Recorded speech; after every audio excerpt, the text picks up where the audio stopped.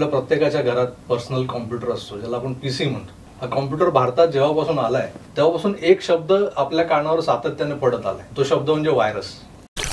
मुळात कसं आहे की महाराष्ट्रीयन माणूस म्हटला की त्याने नोकरी करावी, पण आम्हाला असं घरातनं काही फोर्स वगैरे पण नव्हता की तुम्ही नोकरी केली पाहिजे. त्यांचा ऑब्जेक्टिव्ह फक्त एकच होता की मुलांना इंजिनियर बनवायचं.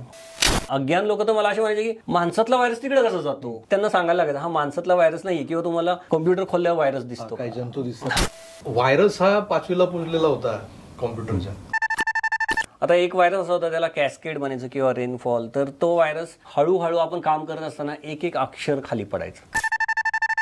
जोशी व्हायरस होता तो, तर त्याचा बर्थडे होता 5 जानेवारी. तो एव्हरी 5 जानेवारीला इन्फेक्टेड मशीन असेल तर तो बुटच नाही व्हायची. जोशाने बनवलेला होता का? हो. मित्रांनो नमस्कार, तुम्ही पाहताय आकार DG9 आणि आकार DG9 वरच्या DG9 पॉडकास्टचा 2025 मधला हा पहिलाच पॉडकास्ट. आणि तो थोडासा विशेष आहे आणि वेगळाही आहे, कारण आपण नेहमीच राजकारणाला अनुषंगून जे दुसरे विषय येतात, म्हणजे त्यात गौप्यस्फोट आले, पोलखोल आल्या, एकमेकांची उणीधुणी काढणं आलं, हे सगळं करत असताना कुठेतरी एका वेगळ्या विषयावर जाणं, एका वेगळ्या वळणावर येऊन आपण एखाद्या वेगळ्या किंवा तांत्रिकदृष्ट्या ज्या गोष्टी आपल्या नेहमीच्या जीवनाशी निगडीत आहेत पण आपण त्यापासून बरेच अनभिज्ञ आहोत, आणि असं असताना ते ज्ञान आपल्याला का नाही असा कधीतरी आपल्याला प्रश्न पडतो आणि मग आपला गोंधळ उडतो. आता मी तुम्हाला ज्या विषयासंदर्भात सांगतोय किंवा ज्या विषयाशी संबंधित चर्चा होणार आहे तो तुमच्या आमच्या दैनंदिन जीवनातला अविभाज्य भाग आहे. आपल्या प्रत्येकाच्या घरात पर्सनल कॉम्प्युटर असतो, ज्याला आपण पीसी म्हणतो. हा कॉम्प्युटर भारतात जेव्हापासून आलाय तेव्हापासून एक शब्द आपल्या कानावर सातत्याने पडत आलाय, तो शब्द म्हणजे व्हायरस. व्हायरस अर्थात विषाणू. तर विषाणू काय प्रकार असतो तो आपल्याला कोविड-19 दाखवून दिलेला आहे. आता हा विषाणू म्हणजे भयंकरच, मग तो माणसाच्या शरीरात शिरलेला असो किंवा तुमच्या पर्सनल कॉम्प्युटरमध्ये. या पर्सनल कॉम्प्युटरमध्ये शिरलेल्या विषाणूला काढण्यासाठी अनेक अँटीव्हायरस बाजारात मिळतात. त्यातलं एक अँटीव्हायरस आहे जे तुमच्या आमच्या परिचयाचं आहे. त्याचं नाव आहे क्विक. तुम्ही आम्ही वापरतही असू, बरेच जण वापरत असतात. पण अँटीव्हायरस म्हटलं की हे सगळं जे काही प्रॉडक्ट आहे ते परदेशातून बनवून आलेलं आहे, आणि त्याचे जे निर्माते उद्गाते जे आहेत ते सगळे परदेशात स्थित असतील. म्हणजे बहुतांश लोकांना वाटतं की हे सगळं रशियात बनतं, अमेरिकेत बनतं. पण क्विक हिल अँटीव्हायरस ही कंपनी आपल्या महाराष्ट्रात जन्माला आली, खास करून पुण्यात. आणि या कंपनीचे मालक जे आहेत, या अँटीव्हायरस क्विक हिल अँटीव्हायरसचे जे उद्गाते आहेत, ज्यांनी हे प्रॉडक्ट बनवले, मराठमोळी व्यक्तिमत्व, आणि त्यामुळेच मी त्यांच्या भेटीला आलोय. ही कंपनी कित्येक 100 करोड रुपयांची उलाढाल करते आणि मराठी माणूस हे सगळं करतोय याचं कौतुक आहे. आणि म्हणूनच आज आपण अँटीव्हायरस हा काय प्रकार आहे आणि त्यात क्विक हिल ह्या कंपनीच्या दोन्ही संस्थापक आणि मालकांशी, सीईओंशी आपण चर्चा करणार आहोत. तर यांची ओळख करून देताना मला विशेषत्वाने सांगायचे, मराठी माणूस, महाराष्ट्रीयन, त्यातही ते अशा या वेगळ्या क्षेत्रात आलेले आहेत. तर त्यांचा जो प्रवास होता तो प्रवास आपल्या या चर्चेमधून उलगडणार आहे. सर्वात आधी मी ओळख करून देतो या कंपनीचे संस्थापक, सहसंस्थापक कैलाश काटकर यांची. नमस्कार. नमस्कार सर. आकार DG9 वर तुमचं स्वागत. आणि एका वेगळ्या विषयाला हात घालताना मला खास करून क्विक हिल अँटीव्हायरस सारख्या कंपनी देऊन तुमची मुलाखत घेण्याची संधी तुम्ही दिलीत, त्याबद्दल तुमचे आभार.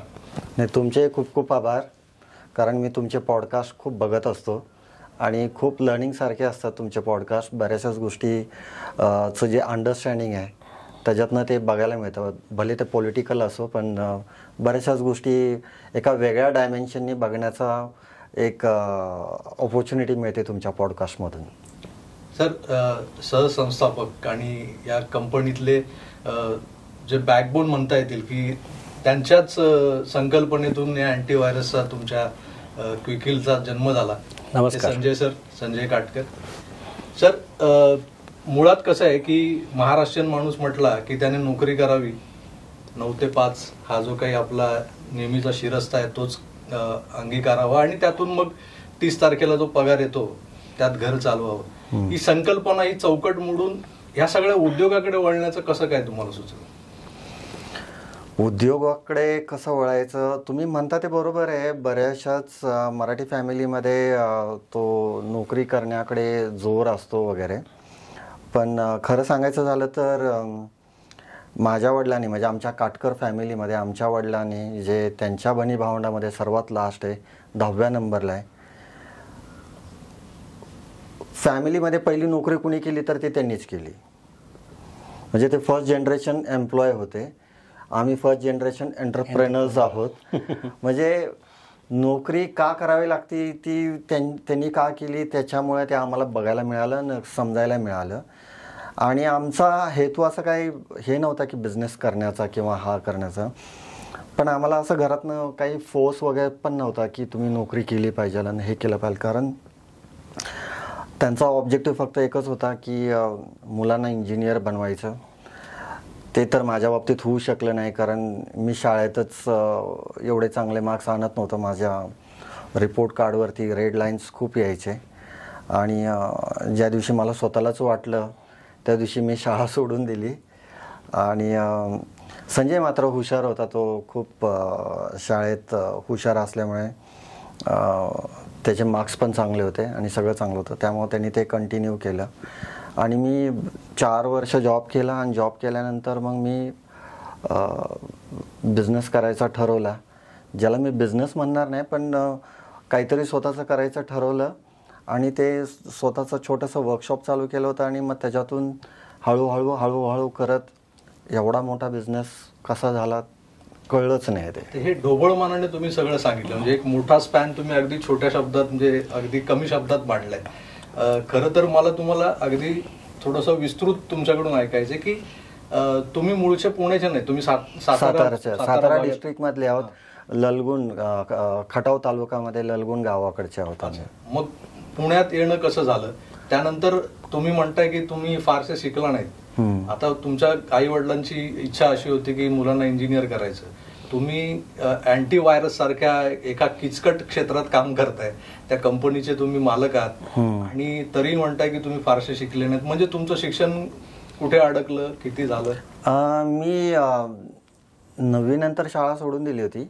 10वी पासही नाही तुम्ही? आणि 10वी एक्सटर्नल एक्झाम देऊन पास झालो मी. पण त्याच्यानंतर मी पुढे काही नाही केलं. त्याच्यानंतर जे काय मी वर्कशॉप चालू केलं स्वतःचं, आणि मग रिपेअरिंग चालू केलं. आणि मग ते करत असताना ज्या ज्या अडचणी आल्या त्या अडचणींवरती आयदर मला खूप चांगले सल्लेगार भेटले, मित्र भेटले, भाऊ भेटला एवढा, आणि पुस्तकं वाचून चालू केलं. म्हणजे काय रिपेअरिंग? म्हणजे मी आधी ज्यावेळेस घरी होतो, शाळेत असतानाच मी रेडिओ रिपेअरिंग, TV रिपेअरिंग करायचो. आणि 10वीची परीक्षा मी दिल्यानंतर मला असं वाटलं की जसं मी शाळेत फेल होतो तसं 10वी फेल होणार आहे, तेव्हा कॉलेजचा काय प्रश्न येणार नाही. तिकडे परीक्षा दिल्यानंतर मी इमिजिएटली 8-10 दिवसामध्ये मला न्यूजपेपरमध्ये एक छोटी जाहिरात दिसली होती, कॅल्क्युलेटर टेक्निशियन्स हवेत म्हणून. मी तिथे अप्लाय केलं आणि मी सिलेक्ट झालो तिथे. आणि सिलेक्ट झाल्यानंतर त्यांनी ट्रेनिंगला वगैरे पाठवलं. आणि 3 महिन्याचं ट्रेनिंग होतं, पण ते माझं 2 आठवड्यातच झालं. आणि त्याच्यानंतर मग परत माघारी पुण्यात आलो त्यांचं ट्रेनिंग कंप्लीट केल्यानंतर. आणि जिथं मी जॉब करत होतो तिथे त्यांच्या वर्कशॉपमध्ये बसून कॅल्क्युलेटर रिपेअरिंग चालू केलं होतं. तिथे रिपेअरिंग म्हणजे रिपेअरिंग करत असताना त्या छोट्याशा कंपनीमध्ये बाकीचे पण बरेचसे मशीन्स रिपेअर व्हायचे. जसे ते लेजर पोस्टिंग मशीन्स होते, हे सगळे मेकॅनिकल मशीन्स होते, फॅसेट मशीन होते, हे सगळे मोठमोठे मशीन्स होते. मी ते पण शिकलो आणि ते पण रिपेअर करायला लागलो. आमचा मालक कधीतरी यायचा पुण्याला महिन्यातून एकदा. आणि त्याला असं वाटायचं की माझ्याकडे जास्त काम नाही, कारण मी फक्त कॅल्क्युलेटरसाठी होतो. आणि मग तो मला म्हटलं की तू बाकीच्या वेळेमध्ये तू हे पिटी कॅश आणि बुक किपिंग कर. मी म्हटलं मला येत नाही. तो म्हटला नाही मी शिकवतो तुला. आणि मग त्यांनी मला ते सगळं शिकवलं. त्यावेळेस मी त्यांना म्हटलं की मला हे डेबिट क्रेडिट समजत नाही, म्हणजे मी कन्फ्यूज होतो त्याला घेऊन. तो म्हणले ठीक आहे आपण डेबिट क्रेडिट नको म्हणाल, आपण टू आणि बाय म्हणू. आणि तशा बेसवरती मी ते शिकलो. मग ते सगळं पिटी कॅश म्हणा, बुक किपिंग म्हणा, इनवॉइसिंग म्हणा, बँकिंग, चेक डिपॉझिट करणं, हे सगळं करणं, ते सगळं यायला लागलं मला. ते त्यांनीच शिकवलं मला. आणि मग हे शिकल्यानंतर मग एक टाईम असा आला, असं मला वाटलं की आता बस, आता स्वतःचं चालू केलं पाहिजे. आणि मग मी त्यावेळेस स्वतःचं चालू केलं. आणि ते 1990मध्ये मी स्वतःचं चालू केलं होतं. त्यावेळेस मी तेच सगळं रिपेअरिंग करत होतो, कॅल्क्युलेटर आणि वगैरे सगळं. पण मी एक दिवशी बँकेमध्ये कॉम्प्युटर पाहिला आणि मला माहीत नव्हतं तो कॉम्प्युटर आहे. मी विचारात पडलो होतो की काचेच्या रूममध्ये एक टी व्हीसारखी वस्तू का ठेवली आहे. आणि म्हणून मी तिथे ते जे मशीन ऑपरेटर्स होते त्यांना विचारलं. त्यावेळेस त्यांनी मला सांगितलं ते कॉम्प्युटर आहे. मग ते ब्रांच मॅनेजरने मला ते एकदम व्यवस्थित समजवलं की कॉम्प्युटर काय काम करतो, कसं करतो. त्याच वेळेला माझ्या लक्षात आलं की मी जे रिपेअर करतो आहे त्याचं लाईफ जास्त नाही आहे, ते संपेल. मला कॉम्प्युटर रिपेअरिंग शिकलं पाहिजे. मग मी असे काही बुक्स आणले मार्केटमधनं, ते वाचले, ते शिकलो आणि कॉम्प्युटर रिपेअरिंग चालू केलं मी. आणि सुरुवात झाली माझी. म्हणजे संगणकाची ओळख तुम्हाला तुमची बँकेत झाली. हो. आणि तिथून तुम्हाला पोटेन्शियल आढळलं की आता इलेक्ट्रॉनिक्स मधल्या इतर गोष्टींकडे लक्ष न देता कॉम्प्युटरवर आपल्याला कॉन्सन्ट्रेट करायचंय. पण हा जो काही प्रवास आहे तुमचा, तुम्ही दोघे बंधू मिळून सगळं काय करताय, संजय सरांची ऍक्च्युअल भूमिका या सगळ्या प्रवासात ती कधीपासून सुरू झाली? ती म्हणजे आता थोडं मी पहिल्या प्रश्नाचं उत्तर माझ्या पद्धतीने देतो की जेव्हा पॅरेंट्स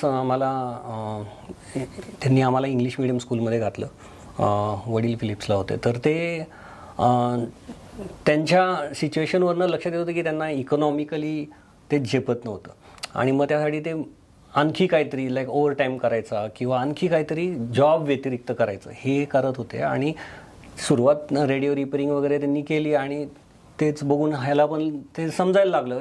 जरी फॉर्मल एज्युकेशन त्यांनी त्यात घेतलं नाही तरी ते रोजच घरात व्हायचं, बघायचं, त्याच्यात लक्षात यायचं अच्छा हे बॅटरी ऑपरेट होतं आहे, हे असं होतं आहे. असं करत करत मग मिक्सर असू दे, रेडिओ असू दे, टी व्ही असू दे, हे रिपेअर व्हायचे आणि त्याच्यातनं एक्स्ट्रा अर्निंग व्हायचं आणि त्याच्याने थोडंसं भागायचं. पण मी हे सगळं बघत होतो आणि हे बघत बघत माझ्या लक्षात आलं की आपल्याला काहीतरी कष्ट करत राहिले तरच आपल्याला सक्सेस मिळेल. आणि ह्याच्यामध्ये अजून एक पाहिलं की जसं तुम्ही म्हटलं मराठी घरामध्ये उद्योजकत कमी जातात, पण आमच्या घरात असं कधी प्रेशरच नव्हतं. तुम्ही जॉब करा किंवा तुम्ही कसलंही प्रेशर नव्हतं. आणि मी म्हणेल ह्या फ्रीडममुळे आम्हाला जे आवडत होतं, जे करूशी वाटलं ते करता आलं आणि ते खूप फरक पडला त्याच्याने. म्हणजे प्रेशर नसेल आणि मग आपण एक्सपेरिमेंट करू लागलो की आपल्याला नवीन नवीन शिकायला मिळतं आणि आपल्याला ट्राय करायला मिळतं. आणि तेच झालं. आणि हा वेगवेगळ्या गोष्टी शिकत वेगवेगळ्या गोष्टी करत तो कम्प्युटर वर्कशॉपपर्यंत पोचला.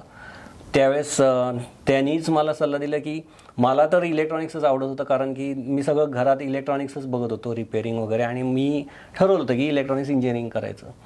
पण 12वी झाल्यावरती इलेक्ट्रॉनिक्स इंजिनिअरिंग एवढं इझिली मिळालं नाही, कारण त्याचे सीट्स लगेच भरायचे आणि पुण्याबाहेर मिळत होतं. मला पुण्याबाहेर जायचं नव्हतं. आणि त्याच वेळेस हा म्हटला की अरे कम्प्युटर्स पण नवीन दिसत आहेत आणि ते खूप प्रॉमिसिंग दिसतंय.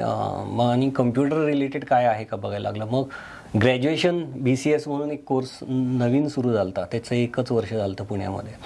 आणि त्यांनी सजेस्ट केलं की तू ते कर, इंजिनिअरिंग मिळत नसेल तर. आणि मग मी BCSला ॲडमिशन घेतली, बॅचलर इन कम्प्युटर सायन्स, साधारण 89मध्ये.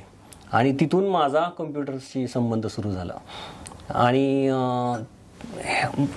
ऑफकोर्स जेव्हा कम्प्युटर रिलेटेड ग्रॅज्युएशन करतो तर प्रॅक्टिकल्स, कम्प्युटर टाईम हा आणि एकदम नवीन होतं. कम्प्युटर्स थोडे महाग होते त्या काळात. प्रॅक्टिकलसाठी आपल्याला कॉलेजमध्ये लॅबमध्ये कधी जायला मिळेल असं वाटायचं. पण जे काय असायचं थिअरी सगळी बोर्डवरती शिकायचो, पण प्रॅक्टिस करायला प्रॅक्टिकल शिवाय जमायचं नाही. आणि प्रॅक्टिकल बऱ्याच वेळा लॅबमध्ये म्हणजे कधी लाईट नसती काय अशी इश्यू आले की आमची बुडायचं. आणि मग माझ्या लक्षात आलं की आता हा सुद्धा कम्प्युटर रिपेअरिंग करतो, याचं स्वतःचं वर्कशॉप आहे, तर ह्याच्या ऑफिसमध्ये पण कम्प्युटर्स असते. आणि मी याच्याशी डिस्कस करायचो घरी असताना. हा म्हणायचं तू ये ऑफिसला येत जा, तिथे आहे प्रॅक्टिस करत जा. आणि तसं माझी ह्याच्या ऑफिसला व्हिजिट्स वाढल्या प्रॅक्टिकलसाठी. आणि मी तिथे संगणकावरती म्हणजे बरीचशीच प्रॅक्टिस करायला लागलो. आणि म्हणजे हा माझा प्रवास होता कम्प्युटर्सकडे. आणि ह्याच प्रवासामध्ये माझा आणि व्हायरसचा किंवा विषाणूचा सामना झाला ऍक्च्युली मी म्हणली. अच्छा. पण कसं आहे की आता एक मी जसं सुरुवातीला म्हणालो की एक सामान्य मध्यमवर्गीय म्हणा किंवा कनिष्ठ मध्यमवर्गीय मराठी कुटुंब जे असतं ते स्ट्रगल करत असतं, संघर्ष सुरू असतो. म्हणजे 2-3 मुलं असतील घरात, तर त्यांना सांभाळणं, त्यांचं पालन पोषण, शिक्षण, आणि तुमचे वडील फक्त एकटे कमावते होते. हो, एकटेच कमावते होते. आणि तेही शिकलेले नव्हते. त्यांचे 7वी पर्यंत शिक्षण झालेलं, आईचं 3री पर्यंत शिक्षण झालेलं. त्यामुळे आईला नीट होमवर्क घेता येत नव्हता. म्हणजे ती आमचा होमवर्क आहे ना, म्हणजे समवेअर अराउंड आम्ही 1ली-2री पर्यंत ती तेवढं घेऊ शकली, आमचा ABCD लिहून घ्यायचा वगैरे वगैरे. पण त्याच्यानंतर तिला पण जमत नव्हतं. मग ट्युशन लावायची. आणि त्या काळामध्ये तुम्हाला माहिती आहे, आता तरी यूट्यूब वगैरे, पण त्या काळामध्ये प्रत्येक ट्युशन टीचर तसे चार्ज करायचे. मग ते फायनान्शियल बर्डन वाढायचं. आणि मग आमचे पप्पा त्यासाठी ओव्हरटाईम करायचे. महिन्यातले तर निम्मे दिवस ओव्हरटाईमच करायचे ते. मग आणि हे मी बघायचो, मला दिसायचं हे सगळं की ओढाताण होतीये. ते असे कधी बोलून नाही दाखवायचे. आणि त्यांनी आम्हाला तसं काहीच कमी पडून दिलं नाही. म्हणजे ठीक आहे, आता आम्ही म्हटलं की आम्हाला ड्रेस पाहिजे, ते म्हणायचे दिवाळीला मिळेल, पण मिळायचा तो वगैरे.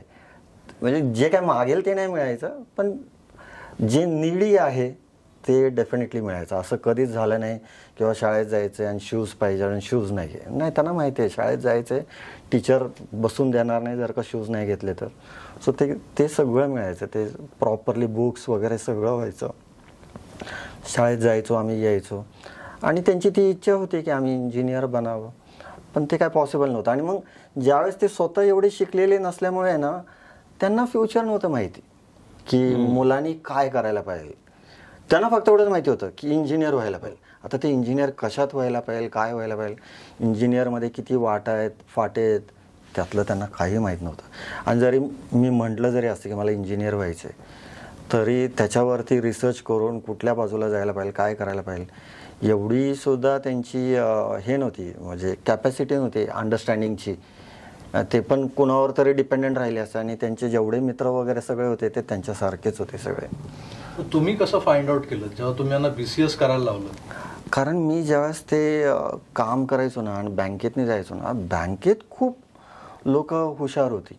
म्हणजे तिथे जे कॅल्क्युलेटर ऑपरेटर होते किंवा ब्रांच मॅनेजर होता, हे खूप शिकलेली लोक होती. आणि ती मला एकदम असे प्रॉपरली गाईड करायचे.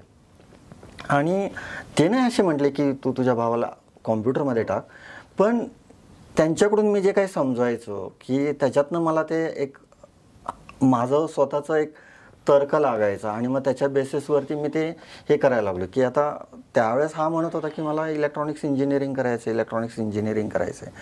आणि मी ज्यावेळेस म्हटलं अरे कॉम्प्युटर जर का येतो आणि कॉम्प्युटर हार्डवेअर हा भले इलेक्ट्रॉनिक्स पार्ट आहे, पण त्याला चालवणारा सॉफ्टवेअर पार्ट आहे. आणि सॉफ्टवेअरचं कॉन्सेप्ट नवीन आलं होतं. पहिलीच बॅच मॉडर्न कॉलेजला नुकतीच सुरू झाली होती.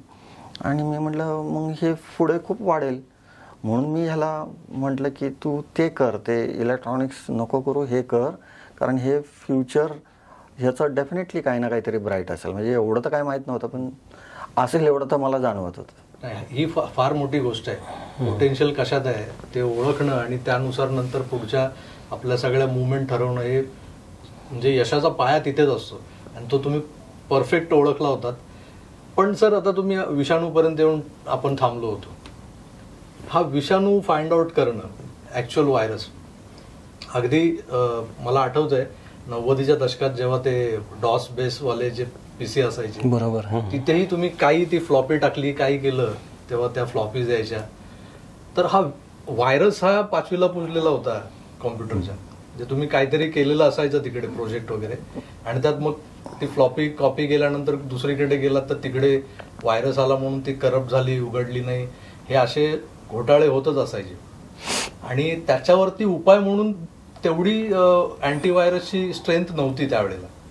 मग त्या क्षणी तुम्हाला असं कसं काय तुम्हाला स्पार्क झालं की अँटीव्हायरस आपल्याला क्रिएट केलं पाहिजे, किंवा त्याच्या आधी हे व्हायरस शोधून काढणं हा एक मला त्यातलं फारसं कळत नाही, पण मला वाटतं ती फार मोठी प्रोसेस असणार आहे की व्हायरस कसं फाइंड आउट करायचं. आणि तोही 89च्या काळात. आता तर सहज शक्य आहे. तोही 89च्या काळात इंटरनेट पण नव्हतं. हा म्हणजे कसं आहे, इंटरनेट नव्हतं, बुक्स नव्हते. इनफॅक्ट कॉलेजला आम्हाला व्हायरसवरती टॉपिक पण नव्हता त्यावेळेस. आणि पण व्हायरसशी सामना जसा माझा फर्स्ट इयरला प्रॅक्टिकल्स खूप कमी होते, पण सेकंड इयरला आमचे प्रॅक्टिकल असे 3 तास आठवड्यातनं व्हायला लागले. तर बऱ्याच वेळा लॅब ही डाऊन असायची आणि आम्ही चौकशी केल्यावर कळायचं की व्हायरसनी इन्फेक्टेड आहे, त्यामुळे चालत नाही आहे. आता ते क्लीन झाले की मग चालू होईल. म्हणजे असं प्रॅक्टिकल बुडायचं. आणि मग मला ते असं खंत राहायची, अरे आज प्रॅक्टिस नाही करता आली. मग मी ह्याच्या ऑफिसला जायचो. पण काही दिवसांनी म्हणजे असं तिथे सुद्धा मला दिसलं की याच्याकडे आलेले रिपेअरिंगला कॉम्प्युटर नीट आहे, पण व्हायरसनीच इन्फेक्टेड असल्यामुळे तो चालतचा नाही. किंवा हा मला सांगायचा इथं व्हायरस म्हणजे हा कॉम्प्युटर प्रिंट आउट ह्याच्यावरनं सोडली की अल्टरनेट लाईन येते, किंवा असं काय म्हणजे कंप्लेंट्स असे असायचे. किंवा फ्लॉपी ड्राईव्ह खूप आवाज करतो. पण हा हार्डवेअरचा असल्यामुळं ह्याला नॉलेज आहे, सगळं बघितल्यावर ह्याला दिसायचं की सगळं नीट आहे, काहीच प्रॉब्लेम नाही आहे. मग हे डिस्कशन व्हायचं आमच्यामध्ये. मी त्याला सांगायचो, अरे हा व्हायरस आहे, जर याच्यामध्ये तो बूट व्हायरस इन्फेक्टेड फ्लॉपी असेल तर तो हेडसारखं ते शेवटचा ट्रॅक वाचायला जातो, तर आवाज करतो, क्विक, ते खूप आवाज होतो. त्याच्याने होतं की कम्प्युटरला काय नाही झालेलं, फ्लॉपी ड्राईव्हला काय नाही झालेलं, पण मशीनमध्ये व्हायरस आहे, कम्प्युटरमध्ये व्हायरस केलं. आणि मग व्हायरसचं तिथून असं सगळीकडेच ते चॅलेंज दिसायला लागलं. आणि ह्याच्या लक्षात आलं की हार्डवेअर चॅलेंजेस पण असतात कम्प्युटरला, आणि मग आता व्हायरस चॅलेंजेस. मग ह्याच्यावर करायचं काय. मग त्यावेळेस कसं होतं की सगळ्यांसाठीच आहे ना कम्प्युटरच नवीन होते, तर त्याच्यात हे व्हायरस हा प्रकार असतो. म्हणजे इनफॅक्ट बरेचसे म्हणजे अज्ञान लोक तर मला असे म्हणायचे की माणसातला व्हायरस तिकडे कसा जातो. मग कसं त्यांना सांगायला लागायचं, हा माणसातला व्हायरस नाही, किंवा तुम्हाला खोलून दिसतो का व्हायरस. म्हणजे असे प्रश्न सुद्धा यायचे की कम्प्युटर खोलल्यावर व्हायरस दिसतो, काही जंतू दिसतो, हा असं, किंवा ते जंतू. म्हणजे लिटरली तो एकदम असा स्ट्रेंज टाइम होता की सगळ्यांना समजवायला की ते सॉफ्टवेअर कसं चालतं. आणि तो व्हायरस हा कुठलाही असा जिवंत विषाणू नाही आहे, पण तो कोणीतरी सॉफ्टवेअर डेव्हलपरनीच केलेला एक प्रोग्रॅम आहे, जो की तुम्हाला त्रास द्यायसाठी लिहिला गेलेला आहे. हे कळायलाच बऱ्याच लोकांना वेळ लागला. पण ऑफकोर्स जे शिकलेले होते त्यांना समजत होतं. तर कॉलेजमध्ये पण हे जेव्हा मला समजलं, मग अँटीव्हायरस हे समजायला लागलं की अच्छा अँटीव्हायरस सॉफ्टवेअर पण असतं, आणि ते इन्स्टॉल केलं की व्हायरस जातो. पण तो काळ 90sचा की कुठलेही सॉफ्टवेअर, ते अँटीव्हायरस सॉफ्टवेअर म्हटलं की त्याची कॉस्ट खूप होते आणि कॉस्टली असायचं, आणि इंटरनेट नसल्यामुळे असं ते इझिली अवेलेबल नव्हतं. कोणतरी सप्लायर, मग त्याच्याकडे जाऊन ते बाय करायचं, ते फ्लॉपी मिळायची, मग ते टाकायचं. तर ते सगळ्यांना शक्य नव्हतं. आणि मग मी सेकंड इयरलाच आम्हाला आहे ना डिबगिंग करायचं आम्हाला शिकवलं होतं की डिबग कसे करायचे प्रोग्रॅम. तुमचा प्रोग्राम चुकत असेल तर कसा कुठं चुकतोय. तर ते डिबगिंग टूल्स DOSमध्ये debug.com नावाची अशी ॲप्लिकेशन होतं. त्याच्यानी सर म्हटले की तुम्ही कुठल्याही प्रोग्रामला डिबग केलं की तुम्हाला असेंब्लीत दिसतं, आणि असेंब्ली सगळ्यांनाच शिकवायचे त्यावेळेस. आणि असेंब्ली खूप अवघड लँग्वेज आहे आता म्हटलं तर, मग मशीन लँग्वेजची सवय लागली होती आम्हाला. ती असेंब्लीमध्ये प्रोग्राम दिसतो, मग मी माझ्या डोक्यात दुसरंच चिडलं की हा व्हायरस घुसतो, तर मग ही व्हायरस इन्फेक्टेड फाईल आहे किंवा फ्लॉपी आहे, तर आपण डिबगनी त्यालाच पहिलं डिबग करू.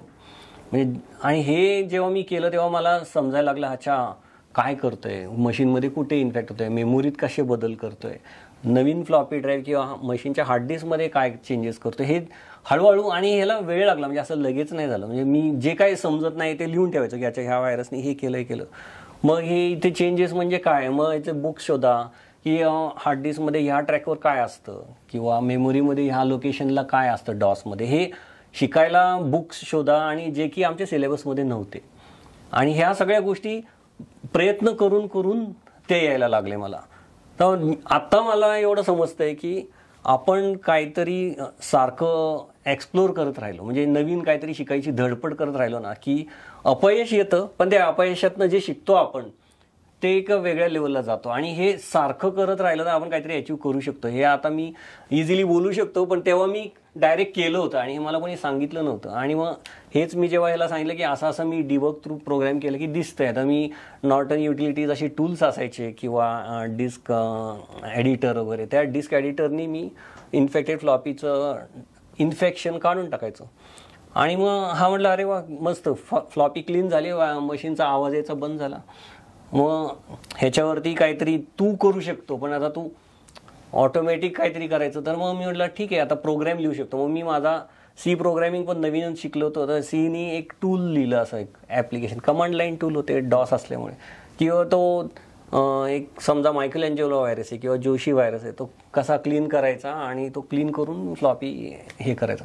ते टूल्स वापरून हा कस्टमर्सचे मशीन्स क्लीन करायला लागला आणि त्यांचे प्रॉब्लेम सॉल्व्ह व्हायला लागले. सेम टूल्स मी आमच्या लॅबमध्ये नेल, कम्प्युटरच्या ऑफिस कॉलेजच्या, आणि ते क्लीन करून दाखवले. सर पण खूप खुश झाले, म्हणजे की वाव, स्टुडंटनीच सगळे लॅबमधले व्हायरस क्लीन केले. सुरुवातीला मी मॅन्युअली क्लीन केले, नंतर टूल्स थ्रू क्लीन केले. तर तिथे म्हणजे असं कॉलेजमध्ये माहीत झालं की इन्फेक्शन झालं की काटकरला बोलवायचं, तो काहीतरी करतो, मशीन ठीक होतं, म्हणजे अशी ती सवय लागलेली. पण मग आमचं एक प्रोफेसर होते, त्यांनी असं म्हटलं की अरे ह्याच्याबद्दल बुक्समध्ये नाही आहे, सगळ्यांना असं तू येऊन काय करतो ह्याच्यावर जर तू आम्हाला सगळ्यांना एकदा लेक्चर दिलंस, म्हणजे एक सेमिनार घेतलंस, तर सगळ्यांचं नॉलेज वाढेल. कारण त्यांना असं होतं की मुलांनी काहीतरी सगळ्यांनी शिकावं जे सिलेबसमध्ये नव्हतं. मग मी तर स्टेजवर कधी गेलो नाही, त्यामुळे मला खूप भीती होती असल्या गोष्टीची. पण मला असं होतं की आता सांगितलंय तर करायचं.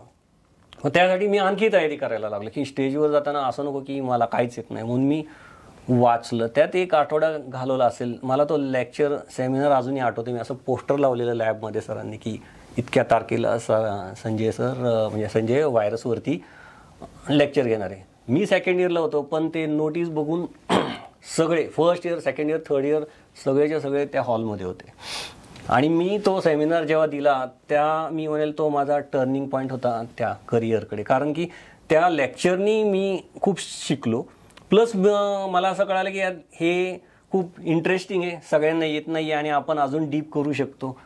आणि मग ते डीप अभ्यास केल्यामुळं माझं करिअरकडेच म्हणजे फोकसच तिकडे गेला. नवीन व्हायरस दिसला की मी पहिला धरून आणायचो आणि त्याचं टूल लिहून टाकायचो. आणि सगळे असे मल्टिपल टूल्स होत गेले माझे. आणि ते टूल्स, आणि माझ्याकडे असे लाईनीनी टूल होते 10-15. प्रत्येक व्हायरसचा नवीन टूल बनवून द्यायचा. त्या व्हायरसच नाव लिहायचं. तो म्हणायचा किल मायकल एंजेलो, किल जोशी, किल, असे सगळे नताश, असे प्रत्येकाचे टूल्स तो वेगळे बनवून द्यायला लागला. पुढच्या सगळ्या प्रवासाकडे वळताना मला एक असा प्रश्न विचारायचा आहे, तो कदाचित बाळगोत वाटेल तुम्हाला.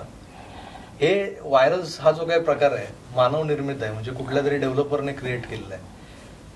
त्यांचा यातून काय फायदा होतो, ते असं एखादा व्हायरस क्रिएट करतात? हा खूप चांगला प्रश्न आहे. आणि इनफॅक्ट म्हणजे त्यावेळेस मला पण हा खूप प्रश्न होता. पण जेव्हा व्हायरसेसला डिबग करून, ॲनालाइज करून एवढे झाल्यावर माझ्या लक्षात आलं की ते लिहिणारे जे असतील, म्हणजे त्यावेळेसचा माझा जो अंडरस्टँडिंग होता की त्यांना ऑपरेटिंग सिस्टमचं किती नॉलेज आहे, त्यांना दुसऱ्यांना त्यांच्या न कळत त्यांच्या मशीनमध्ये जाऊन तिथून दुसऱ्या मशीनमध्ये जायचं हे लिहू शकतात, हे दाखवण्यासाठी त्यांनी लिहिले गेलेले प्रोग्राम होते. त्यावेळेस असं सायबर क्राईम ॲज काही नव्हतं.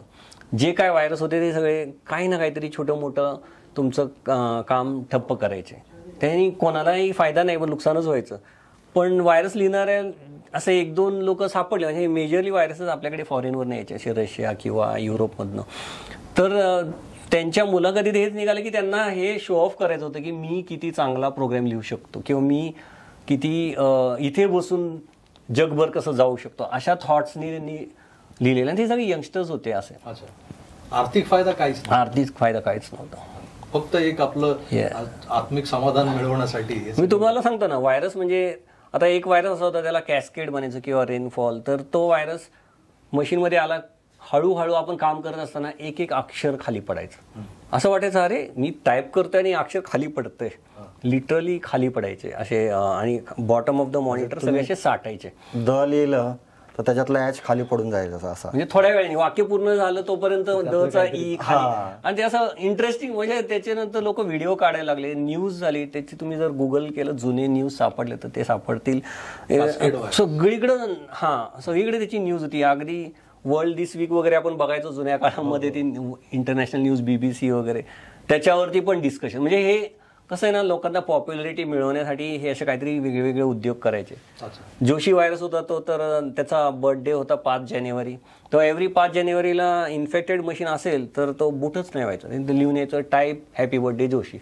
जो तुम्ही ते टाईप केलं हॅपी बर्थडे जोशी तर मशीन चालू व्हायचं. नाही टाईप केलं, जोशाने बनवलेला होता का? हो. अच्छा, असं हे तुम्ही सगळं फाइंड आउट केलं. पण ते त्या काळातलं तसं होतं, म्हणजे त्यांचा आर्थिक फोकस नव्हता. पण आताचं सगळं वर्ल्ड बदललंय. हा, म्हणजे जसं जसं इंटरनेट पेनेट्रेट झालं आणि आपण कम्प्युटरवरनं सगळे ट्रान्झॅक्शन्स करायला लागलो, credit card purchasing, online, e-commerce, हे सगळं जसं वाढत गेलं तसे मग जे व्हायरस आले त्याच्यात त्यांना त्या स्किलचा उपयोग करता आला की त्याच्याने ते लोकांचे गोष्टी चोरायचे. म्हणजे लॉग इन करतोय तर keypad user name password monitor करून चोरायचं, क्रेडिट कार्ड टाईप करत असेल तर ते चोरायचं आणि त्याचं बाहेर यूज करायचं. आणि त्यांचे फायनान्शियल गेन जेव्हा सुरू झाले तर क्रॉस बॉर्डर क्राईम म्हणेल मी याला, खूपच जोरात वाढलं ते. म्हणजे हे 90च्या टप्प्यावर मी तुम्हाला विचारणारच आहे. पण आता इथपर्यंत आल्यानंतर क्विकिल अँटीव्हायरसचा जन्म कसा काय झाला तो सांगा. तर जसं हे कॉलेज मी करत होतो ना तेव्हा ह्यांनी ते टूल्स त्याच्या कस्टमर्सचे कम्प्युटर्स क्लीन करायसाठी, इन्फेक्टेड असेल तर ते टूल्स वापरायचं. आणि माझं BCS झालं, मी मास्टर्स करायला लागलो. दोन्ही मास्टर्स मी वाडिया कॉलेजमधनं केलं. दोन्हीमध्ये कॉलेजमध्ये माझं नाव ह्याच्यासाठीच पॉप्युलर होतं की हा व्हायरस असेल तर याला बोलवायचं. आणि मी टूल्सचं कलेक्शन वाढत चाललेलं. आणि मग पण मास्टर्समध्ये आम्हाला असं पण होतं की शेवटच्या 6 महिने तुम्हाला इंटर्नशिप करायची आणि कॅम्पस इंटरव्ह्यूज व्हायचे. मी त्या प्रोसेसमध्ये होतो. आम्ही याशी बोलल्यावरती हा म्हटला की अरे, म्हणजे त्या लक्षात आलं की मी आता कॅम्पस इंटरव्ह्यू झाले तर कुठेतरी प्लेस होणार, कारण शेवटी तोच पाहते MCS झाला की प्लेस होऊन जॉब करायचा. मग हा म्हटला की ते म्हणजे कॅम्पस वगैरे पेक्षा आपण तू कम्प्लीट फोकस जर अँटीव्हायरस टूल्सच्या ऐवजी, म्हणजे हे जे टूल्सच्या ऐवजी तू एक कम्प्लीट प्रोडक्ट बनवलंस तर आपण म्हणजे बनवू शकत असेल तर चांगलं होईल, म्हणजे आपण त्याच्यावर फोकस करू. आणि ते होतं डोक्यात कुठंतरी बॅक ऑफ द माइंड, पण असं जास्त फोकस केलं नव्हतं. पण जेव्हा डिस्कशन केलं आम्ही मग कॉलेजमध्ये असताना मास्टर्सचं लास्ट इयरलाच मी त्या टूल्सच्या बदल्यात एक कम्प्लीट अँटीव्हायरस ॲप्लिकेशन बनवायचा प्लॅन केला. आणि ऑलमोस्ट मला 1-1.5 वर्ष लागलं. म्हणजे मी मास्टर्सचं फायनल एक्झाम होईपर्यंत घरी बसून ते इंटर्नशिप चालू असतानाच अँटीव्हायरस बनवलं. आणि क्विकिल हे 94च्या एंडपर्यंत, म्हणजे 95च्या सुरुवातीपर्यंत फर्स्ट व्हर्जन आम्ही रिलीज केलं. कमांड लाईनच होतं, त्याला UI काय नव्हता. पण जेवढे पण व्हायरस भारतात सापडायचे सगळे व्हायरस तो एकदम स्मूथली क्लीन करायचा. आता बरं, तो क्लीन करायचा, बाकीचे जेवढे कॉम्पिटिटर अँटीव्हायरस कंपन्या त्यांचे जे प्रोडक्ट होते ना ते क्लीन नाही करायचे, ते फक्त डिटेक्ट करायचे आणि क्वारंटाईन करायचे. तिथं 2च ऑप्शन होते, क्वारंटाईन करा किंवा डिलीट करा.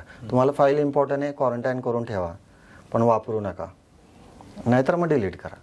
आणि ह्यांनी ते काय पाहिलं की ते क्लीन का नाही करत आहे, ह्याचे टूल्स तर क्लीन करायचे, ते क्लीन का नाही करत आहे. तर नाही, त्यांचा ऑब्जेक्टिव्ह हाच होता की आम्ही तुम्हाला प्रोटेक्ट करतो, तुम्हाला क्लीन करून देतो असं नव्हतं. यांनी ते क्लिनिंग चालू केलं. आणि त्याच्यामुळे कसं आहे की तुम्ही बाहेर देशातले जे प्रोडक्ट्स आहेत तिथे 100,000 टीम्स आहेत प्रोडक्ट डेव्हलप करायला. हा एकटा बसून त्यांच्या कॉम्पिटिशनमध्ये अख्खं प्रोडक्ट कसं बनवू शकेल, ते शक्यच नव्हतं. म्हणजे ह्यांनी कसं फोकस केलं की त्यांचं प्रोडक्ट जे करत नाही ते आपण करायचं. मग त्यांचे प्रोडक्ट व्हायरस डिटेक्ट करायचे पण ते क्लीन नव्हते करत.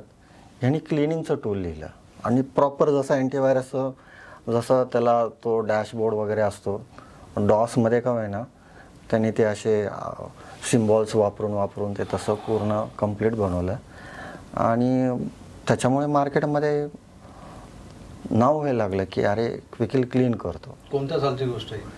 95ला क्विकिल बाजारात आलं. हो, 95 ते 2025 हा जो स्पॅन आहे, आज तुम्ही मुंबई, महाराष्ट्र, पॅन इंडिया, ते अगदी जगभरात क्विकिलचं नाव झालंय.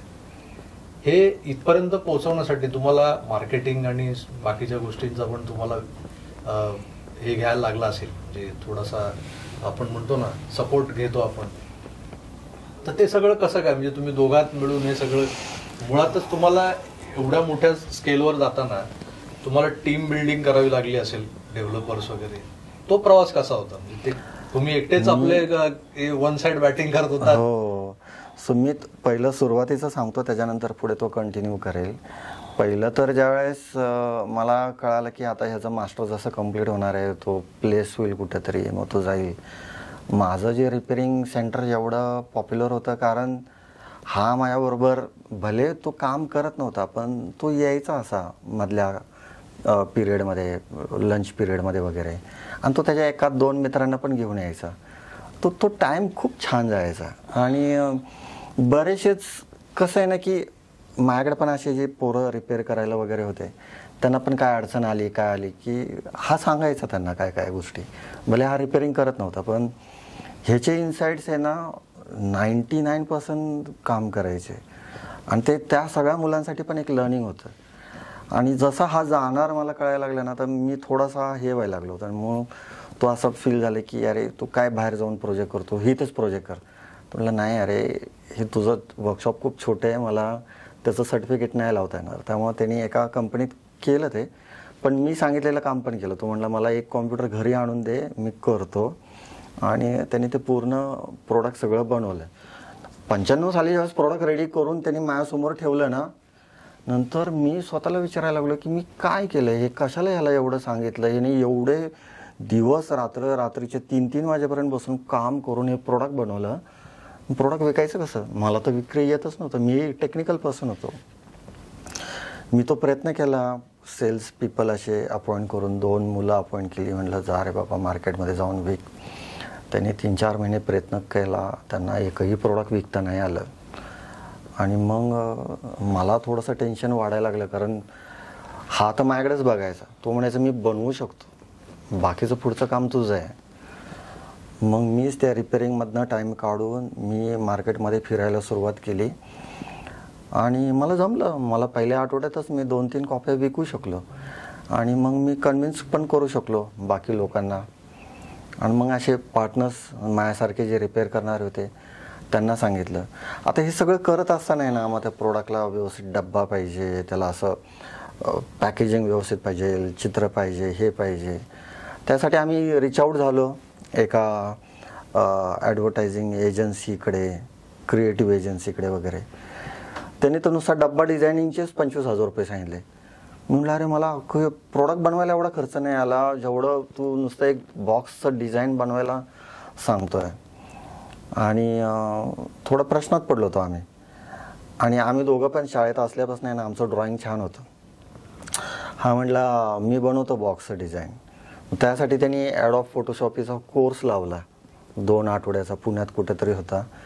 आणि त्यांनी तो कोर्स कंप्लीट केला. आणि मग त्यांनी बसला ॲडोब फोटोशॉप घेऊन वगैरे. आणि मग त्याचे ब्रोशर्स डिझाईन केले आणि मग बॉक्स डिझाईन केला. मग आम्ही बॉक्स प्रिंटिंगवाल्याकडे गेलो, मग त्यांनी तो बॉक्स प्रिंट करून दिला. म्हणजे थोडक्यात असं झालं ना की आम्हाला ज्या ज्या गोष्टीची मदत हवी होती आम्ही त्या गोष्टीसाठी ज्या एजन्सीजकडे गेलो त्यांच्या फीज ऐकून आम्ही उडून जायचो. मग आम्ही असं विचार करत जाऊ द्या आपणच करू. असं करत करत आम्ही सगळं शिकलो. सेल्स पण कसं करायचं ते शिकलो, मार्केटिंग पण कसं करायचं ते पण शिकलो. मोडकं तोडकं, म्हणजे आमच्याकडे काही प्रोफेशनल काही नव्हतं, पण जे आम्हाला राईट वाटलं ते आम्ही केलं. आणि आत्ता एवढ्या वर्षानंतर मी मागं जाऊन जर का ते सगळं पाहिलं ना की आता मी बरेचसेच मार्केटिंगचे, हे मॅनेजमेंटचे आणि थिअरीचे खूप फंडे ऐकतो की आपण वायपासून सुरुवात केली पाहिजे, असं केलं पाहिजे, ते केलं पाहिजे. आणि मी मागं जाऊन पाहिलं तर अरे आम्ही तेच केलं होतं की जसं आमचं टॅगलाईन होती की आपके पीसी में कोण राहत आहे, व्हायरस या क्विकिल. म्हणजे आम्ही त्यांनाच प्रश्न विचारला की तुझ्या पीसीत कोण राहतं. म्हणजे आम्ही वायवरतीच फोकस केला होता की आयदर क्विकिल राहील, क्विकिल असेल तर व्हायरस राहणार नाही, आणि व्हायरस आहे म्हणजे तुझ्याकडे क्विकिलच नाही आहे. कारण त्या काळामध्ये आहे ना, मी म्हटल्यासारखं बाकीचे व्हायरस काढत नव्हते, ते फक्त डिटेक्ट करायचे आणि क्वारंटाईन करायचे. आम्ही काढायचो. म्हणून आम्हाला ती टॅगलाईन पण संजयलाच सुचली, प्रोडक्टचं नाव सुद्धा त्यालाच सुचलं. म्हणजे मी तर एकदम असे मस्त संस्कृत शब्द वगैरे आणले होते. हा म्हटलं नाही, आता मी एवढी मेहनत घेतली, एवढं प्रोडक्ट बनवलंय, मला ते ग्लोबली न्यायचं आणि ग्लोबली न्यायचं असेल तर मला त्याला मराठी नावं आणि ही नावं नाही द्यायची. आपण असं नाव शोधूया जे ग्लोबली ॲक्सेप्टन्स त्याचा पटकन येईल. म्हणलं ओके, नो प्रॉब्लेम. आणि मग त्यालाच ते सुचलं नाव, आणि म्हणून तर ते नाव असं पडलं ना, क्विक हिल. कारण बाकीचे हिल करत नव्हते, आम्ही हिल करत होतो, म्हणून ते नाव तसं सुचलं ते. आणि दोन्ही गोष्टी होत्या त्यात, म्हणजे की अँटीव्हायरस त्यावेळेस ना हार्ड डिस्क क्लीन करायची किंवा स्कॅन करायची तर 1-2 तास लागायचे. आणि मला म्हणजे जसं कैलाशने पॉईंट केलं, मी सगळे फीचर्स डेव्हलप करण्याकडे फोकसच नव्हता. माझा हा फोकस होता की कस्टमर्सला काय पेन पॉईंट आहे, इव्हन त्यांच्याकडे व्हायरस आल्यावर आत्ता तरी अँटीव्हायरस असून सुद्धा काय प्रॉब्लेम आहे. कारण अँटीव्हायरस जे मोठे मोठे कंपन्या होत्या त्यांच्याकडे अँटीव्हायरस असायचे इंटरनॅशनल, पण तरीसुद्धा ते चॅलेंज फेस करायचे. फॉर एक्झाम्पल मशीनला बूट करायला क्लीन बूटेबल नसायची, पायरेटेड ऑपरेटिंग सिस्टम असायची, किंवा मशीन स्लो स्कॅन व्हायचे. मी म्हटलं आपल्या प्रोडक्टमध्ये हे नाही पाहिजे. तर म्हणजे मी स्वतः स्टुडंट असल्यापासून मी सगळे अँटीव्हायरसचे कमांड लाईन वगैरे बघितले होते. म्हटलं नाही, आपण एवढं कशाला. मग मला काय काय आयडियाज सुचायचे की आपण हे असं केलं तर स्कॅनिंग आपलं 5 टाइम्स फास्ट होईल. तेव्हा ते कमांड लाईन असं रन केलं की तो टायमर दाखवायची सवय झाली ती मला, की सी ड्राईव्हला स्कॅन केलं होतं सांगायचं इतके मिनिटात केलं. तर ते पण पॉप्युलर व्हायला लागलं. आणि हेच टूल्स बरोबर क्लिनिंग. तर क्लिनिंग फक्त बूट सेक्टरचे सगळे करायचे फाईल्सला, कारण तिकडे पद्धतच होती, लोक बॅकअप ठेवायचे. आणि व्हायरस फक्त ॲप्लिकेशन्सला लागत होते. ॲप्लिकेशन म्हणजे काय की तुमचं वर्ड स्टार असेल, तुमची टॅली असेल किंवा काय, तर ते तुमच्याकडे लायसन्स असलं पाहिजे असं अपेक्षित ठेवतात लोक. आणि मग क्वारंटाईन टाकून म्हणतात तुम्ही ओरिजिनल टाका, परत क्लीन कोणच करत नव्हतं. आणि मला माहिती इंडियामध्ये कोणी बॅकअप नाही घ्यायचं आणि नाही कोणाकडे ओरिजिनल पायरेटेड लायसन्स कॉपी नसतात. तर ते त्याचं त्यांना ते स्क्रीनवर आलं की रिस्टोर फ्रॉम बॅकअप किंवा, तर तेव्हा अरे कुठनं आणायचा बॅकअप. मी म्हटलं नाही, आपल्याला क्लीनच करायला पाहिजे. मग हे दोन्ही फीचर हे आमच्या पहिल्या व्हर्जन पासून होते. त्याचं नाव काय तर मी म्हटलं नाव असं पाहिजे की जे नावच सांगेल काय आहे ते. क्विक हिल हे खूप नावांमधनं ते नाव आम्हाला सुचलं मला. आणि मग ते शेवटी सुरुवातीला खूप ऑड वाटलं लोकांना, पण आता ते हाऊस होल्ड ब्रँड झालेलं आहे. आता प्रचंड स्पर्धा आहे आणि व्हायरसेस पण इतके वाढलेत की त्यांना शोधणं इतकं कठीण आहे. मग तुम्ही तुमचं जे एक खांबी तंबू होता तो कधी मग असा मल्टी पिलर झाला, तुम्ही टीम कधी वाढवली, कसं म्हणजे कंपनी खऱ्या अर्थानं ग्लोबली एस्टॅब्लिश करताना जे लागतं ना, एम्प्लॉईज लागतात, डेव्हलपर्स लागतात, मग ती तुम्ही एक्सपांड करायला कधीपासून सुरुवात केली? तर जसं आम्ही ते प्रोडक्ट रिलीज केलं तर डॉस होतं ऑपरेटिंग सिस्टम. आणि डॉसमध्ये आपण नवीन व्हर्जन आले की आम्हाला थोडं काम करायला लागायचं. पण त्याचबरोबर माझ्या लक्षात आलं, अरे विंडोज म्हणून एक ऑपरेटिंग सिस्टम येते जी मायक्रोसॉफ्टची आहे. मग नॉवेल नेटवर्क म्हणून एक ऑपरेटिंग सिस्टम आहे. हे जसं जसं त्याचे वेगवेगळे कंपन्यांचे ऑपरेटिंग सिस्टम आणि फीचर्स यायला लागले तसं माझ्या लक्षात आलं, अरे हे सगळ्यावरती आपलं प्रोडक्ट चाललं पाहिजे. मग मी म्हणायला लागलो की आपल्याला डेव्हलपर्स लागतील, मी एकटा एवढं नाही करू शकत. तर म्हणजे मला हे दिसत पण होतं की अर्निंग होत नाही, सेल होत नाही, तोपर्यंत तेवढे डेव्हलपर हायर नाही करू शकत. कारण तो काळ असा होता ना की सॉफ्टवेअर इंजिनियर्स बनत कमी होते पण डिमांड त्यापेक्षा जास्त होती. म्हणजे त्याच वेळेस तुम्ही बघाल तर सगळे सर्व्हिसेस कंपन्या सुरू झाल्या. म्हणजे त्यावेळेस मास्टेक किंवा इन्फोसिस, TCS हे जोरात ग्रो व्हायला लागले होते. आणि ऑफशोअर डेव्हलपमेंट किंवा ऑनसाईट डेव्हलपमेंट हे असे जॉब्स इझिली मिळायचे. बॅकलॉग असेल तरी सुद्धा माणसं असतील किंवा मास्टर्स असेल प्लेस होऊन जायचे. मला हायर करायलाच चॅलेंजिंग असायचं. मग त्यांना हायर करायचं तर त्या लेवलची सॅलरी द्यावं लागेल, कोणी थांबणार नाहीत, हा चॅलेंज होताच. तरी पण मग मी इंटर्नशिपसाठी, जेव्हा इंटर्नशिप कंपल्सरी असायचं कॉलेजला, की ज्यांना कुठेही इंटर्नशिप मिळाली नाही मग मी त्यांना माझ्याकडे घेऊन यायचो. म्हणजे मी शिकवतो तुम्हाला व्हायरस क्लिनिंग किंवा ॲप्लिकेशन डेव्हलपमेंट, आणि मी शिकवायचो, टीम बिल्ड करायचो आणि त्यांच्याकडूनच काम, म्हणजे फ्रेशर्सकडून काम करून घेऊन 6 महिने वर्ष झालं की ते त्यांचं इंटर्नशिप संपली की निघून जायचे. तर हा मी म्हणेल 95% ऑलमोस्ट 99% मला हार्डली कन्सिस्टंट टीम अशी नाही भेटली. म्हणजे टीम 2-3 सोडले तर बाकी सगळेच असे फ्रेशर्स यायचे आणि ते थोडे दिवस काम करायचे. मला त्यांच्याकडून जेवढे दिवस आहे तेवढं दिवसात काम करून घ्यायचं आणि म्हणजे अशी करत मी माझे म्हणजे क्विकहिलचे वेगवेगळ्या प्लॅटफॉर्मसाठी व्हर्जन्स बनवले. म्हणजे विंडोज 95 हे आपले इंडियन 96 नंतरच आलं, पण त्याच्यासाठी पण एक सेपरेट बनवायला लागलं. तेव्हा OS2 नावाची एक ऑपरेटिंग सिस्टम होती IBMची, त्याच्यावरती पण आम्ही अँटीव्हायरस बनवलं होतं. आणि नॉवेल नेटवेअरसाठी तर खूपच चांगले फीचर्स बनवले होते, कारण इंडियामध्ये नॉवेल नेटवेअर खूप फेमस होतं.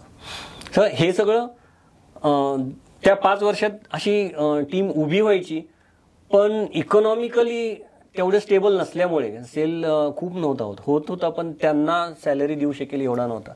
तर बऱ्याच वेळा म्हणजे मला त्यांना टिकवणं खूप अवघड होतं. माझ्या रिपेअरिंगचा वर्कशॉप चालू होता, त्यामुळे ते पैसे जरे म्हणजे असे काय आम्ही वेगळे हिशोब नव्हते ठेवलेले हे. आणि मेन तर ते सेल मी म्हणतो ना 97-98 पर्यंत असा म्हणजे हार्डली 1-2 कॉपीज जात असतील, पण सगळा डेव्हलपमेंटचा खर्च हा रिपेअरिंगमधनं जे काय यायचा हा बिंदास इन्व्हेस्ट करायचा याच्यामध्ये, म्हणजे की डेव्हलपर्सला सॅलरी देणे वगैरे वगैरे.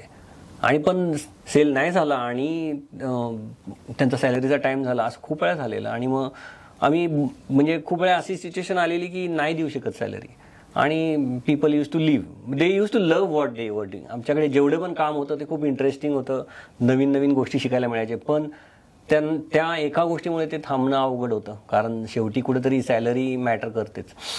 आणि पण त्याचबरोबर ह्याला ते प्रेशर जाणवायला लागलं. म्हटलं की नाही, सेल वाढवायसाठी आपल्याला आणखी हातपाय मारवले पाहिजेत आणि नुसत्या आपण ग्राउंडवर जाऊन पण नाही होणार. Then he started appointing partners, retailers. आम्ही पुण्यातनं सुरुवात केली. ती स्टोरी खूप मस्त सांगेल तो ॲक्च्युली. हो, म्हणजे त्या काळामध्ये ना की सॉफ्टवेअर विकणारे अशा वेगळ्या फर्म असायच्या. म्हणजे पुण्यात 1-2 फर्म असेल, मुंबईला असेल. आणि हे जे कॉम्प्युटर विकणारे जे दुकानदार होते ते कधी सॉफ्टवेअर नाही विकायचे, ते पायरेटेडच द्यायचे सगळे. ते सॉफ्टवेअर कधी विकत नव्हते आणि त्याच्यावरती त्यांनी कधी बिझनेस केलेला नव्हता. आणि ज्यावेळेस मी त्यांना म्हटलं की अरे तुम्ही विका, तर ते म्हणे सॉफ्टवेअर नाही, त्याला मग ते डेमो द्यावा लागतो, हे सगळं करावं लागतं. म्हटलं डेमो द्यायला मी येत जाईल. आणि असं करून 1-2 असे माझ्यासारखे जे रिपेअर करणारे होते त्यांनी सुरुवात केली पहिली, आणि त्यांना सक्सेस मिळाला. आणि त्यांना सक्सेस मिळाल्यानंतर मग हे जे कॉम्प्युटरचं जे असोसिएशन होतं त्याच्यात ही चर्चा पण व्हायला लागली की अरे इकडे इन्व्हेस्टमेंट पण करावं लागत नाही आणि धंदा पण होतो आणि मार्जिन त्याच्यात जास्त आहे. म्हणजे कॉम्प्युटरमध्ये एवढं मार्जिन नव्हतं, एवढं त्यांना ह्याच्यामध्ये मिळत होतं. सो ते स्प्रेड व्हायला लागलं. आणि मग हळूहळू एक एक करत बरेचसे जे रिपेअरिंग करणाऱ्या कंपन्या होत्या किंवा कॉम्प्युटर विकणाऱ्या कंपन्या होत्या त्यांनी मग ती सुरुवात केली. मग मीच जाऊन त्यांना ट्रेनिंग द्यायचो, सगळं करायचो. आणि असं करत करत माझा हा म्हणजे त्या काळामध्ये बरेचसेच लोक असे होते की तू मला एक्सक्लुझिव्ह दे, हे कर ते कर.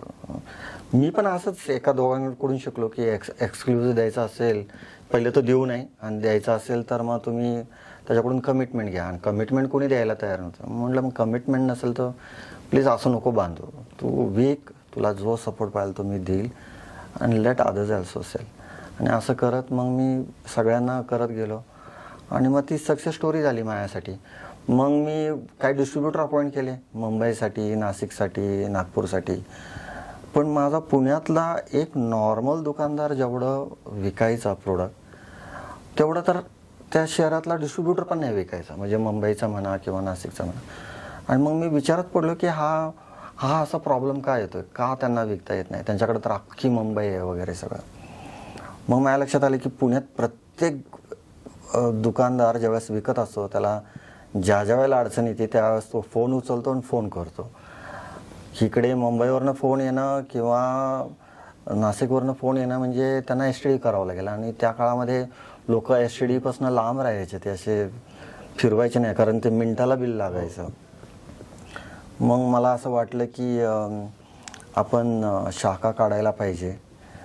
पण शाखा कशा चालतात, म्हणजे आत्ता आपण बघतो पिझ्झा हटच्या वगैरे अशा, पण त्या काळामध्ये हा कॉन्सेप्ट माझ्यासाठी एकदम वेगळा होता, नवीन होता. आणि म्हटलं करायचा प्रयत्न आपण.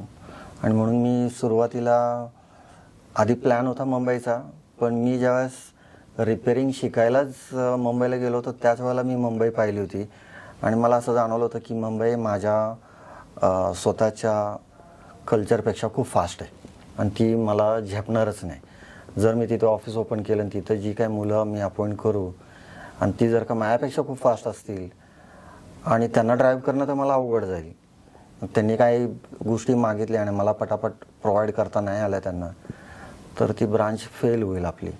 म्हणून मी काय केलं की आपल्यापेक्षा जे स्लो सिटीज आहेत तिकडे जाऊया पहिले. म्हणून मी पहिलं नाशिकला गेलो आणि नाशिकला गेल्यानंतर तिथं मी असंच एक फ्लॅट रेंटवरती घेतला आणि तिथं कॉलेजमध्ये गेलो. मी सगळे फ्रेशर घ्यायचो, मी असं कुणी एक्सपिरियन्स घ्यायचं नाही. कॉलेजमध्ये गेलो, तिथून काही मुलं निवडली आणि मी ह्या सगळ्या ठिकाणी जायचो ना, मी ऑफिसमध्येच राहायचो. म्हणजे ऑफिसमध्ये वरती लॉफ्टमध्ये माझी गादी, बेडशीट वगैरे सगळं असायचं, बकेट वगैरे सगळं. आणि मी तिथे ती मुलं गोळा केली, 8 दिवस राहिलो, त्यांना सगळं शिकवलं आणि मी आलो माघारी. आणि ज्या शनी ऑफिस एकदम फुल फ्लेशमध्ये व्यवस्थित चालू झालं, ज्या दिवशी ते शॉपॅक लायसन्स वगैरे घेऊन वगैरे सगळं सिस्टमॅटिक करून चालू झालं, त्या दिवसानंतर एका महिन्यातच मी नाशिकमध्ये 1.25 लाख रुपये जनरेट केले, which was a very big for me. म्हणजे मी असा उडालोच, म्हटलं अरे पहिल्याच महिन्यात. आणि ते का करू शकले, कारण तिथं कोणीच कॉम्पिटिशनला नव्हतं. म्हणजे मला नंतर रिअलाईज झालं की जर का मी मुंबईला गेलो असतो ना, तर कस्टमर म्हणला असता अरे तो नॉटन मला एवढ्याला देतो, हा मला एवढ्याला देतो, तू केवढ्याला देणार. इथं कोणीच नव्हतं, मीच एकटा होतो असलं काहीतरी विकणारं.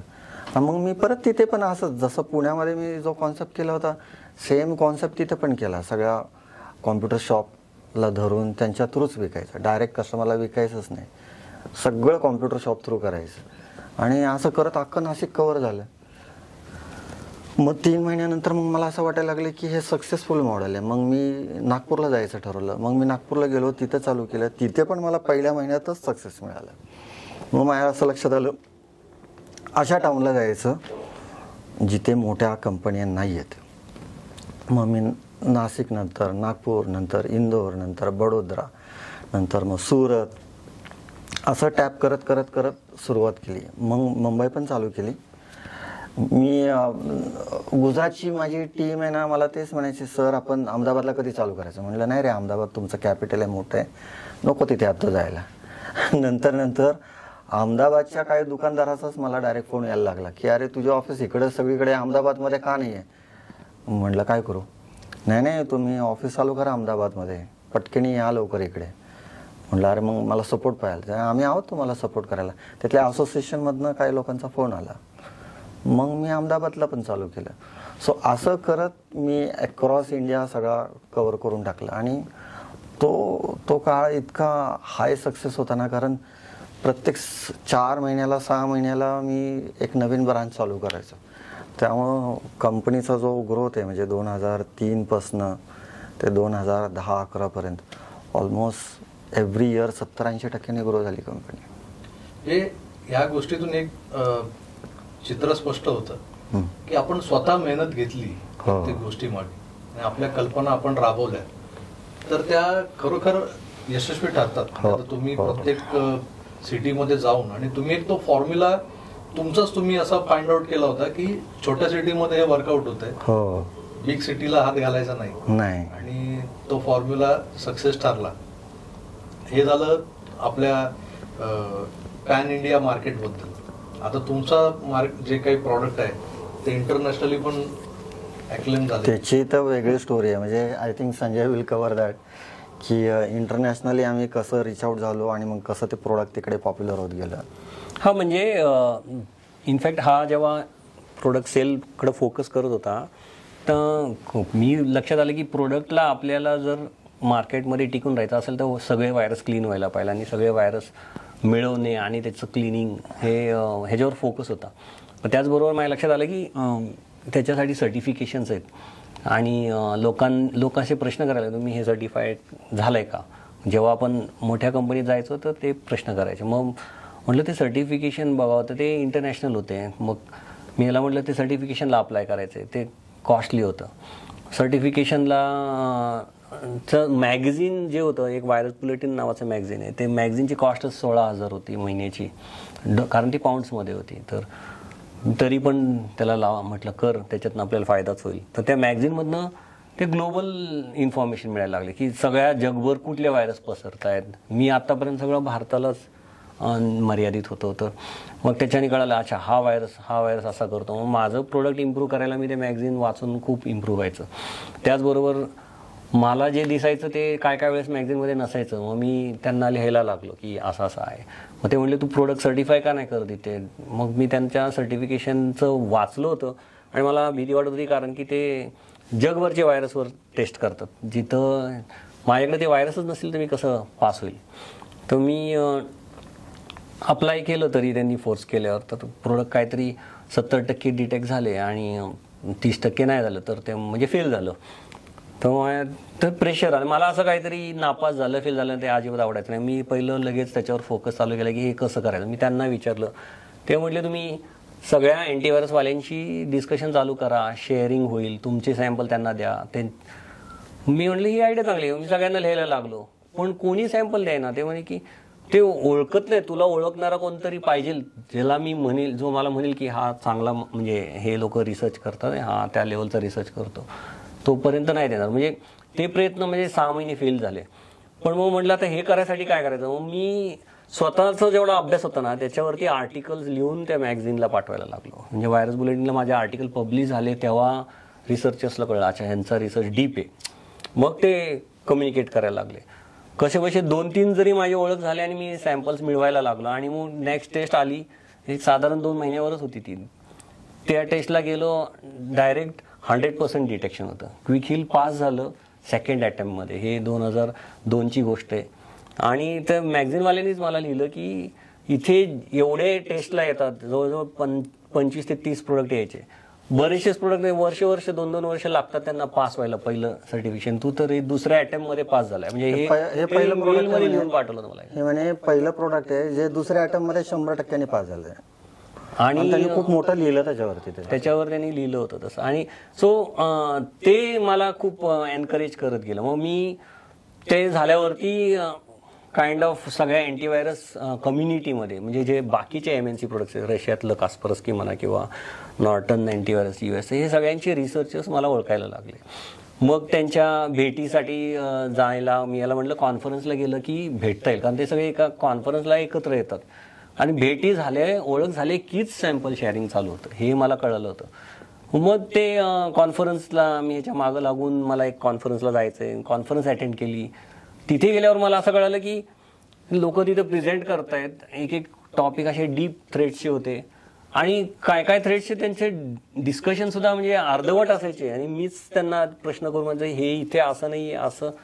तर त्यांच्या लक्षात आलं की ह्याला जास्त माहिती आहे. मग मला म्हणले तू प्रेझेंट का नाही करत, तू का नुसतं म्हणजे ऐकतोय आणि असं यू शुड प्रेझेंट. आणि मला त्याची खूप भीती वाटायची. पण मला तिथे गेल्यावर कळलं की शेअरिंग इज हेल्पिंग. इंडियामध्ये पहिल्यापासून हे म्हणजे आपण असं शिकत आलो की आपण आपलं नॉलेज आहे ना दाबून ठेवायचं, सगळ्यांना सांगायचं नाही. तुझं एक काय म्हणतात त्याला गुपित मंत्र आहे, अँटीव्हायरस कसं बनवायचं हे सगळे शिकले तर कोणी पण बनवेल. पण हे सगळं मला जसं शेअरिंगनी कळालं ना की खूप ग्रो होतो फास्ट. मला 4 मी एकाला सांगितलं, 4 जणांना सांगितलं, त्याच्यानंतर ते त्यांचं नॉलेज देतात. हे माझं कमी वेळात ते नॉलेज होतं. हे सगळं इंटरनॅशनल जायला लागल्यावर खूप झालं माझं. त्याचबरोबर एक म्हणजे ते सर्टिफिकेशन्स बघून एक इस्रायलची अँटीव्हायरस कंपनी होती जी की खूप मोठी MNC होती.